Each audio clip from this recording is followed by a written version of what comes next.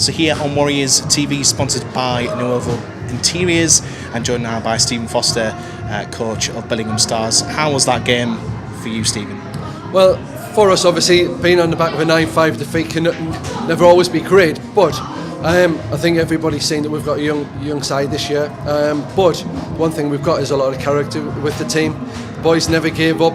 We knew Whitley. You knew it was going to be tough at the beginning. It was the previous season when we were playing as well. The first few minutes is always going to be tough, and obviously with this year, when it's after what it was, of the pandemic, first game back, first time yourselves are at home, it was always going to be tough. We've got some young players that will obviously learn from that experience because they'll have never been in a game like that before. And obviously, being a younger team, it's the second game of the season. It's not like you're getting thrashed out there, is it?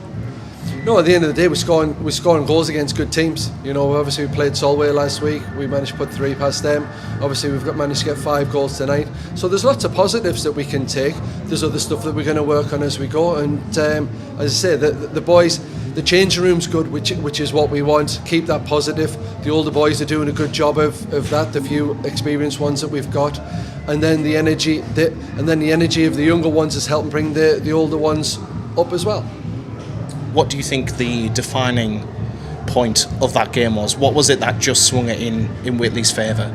I think the first period, if we were 0-0 going into the second period, then it would have been really interesting.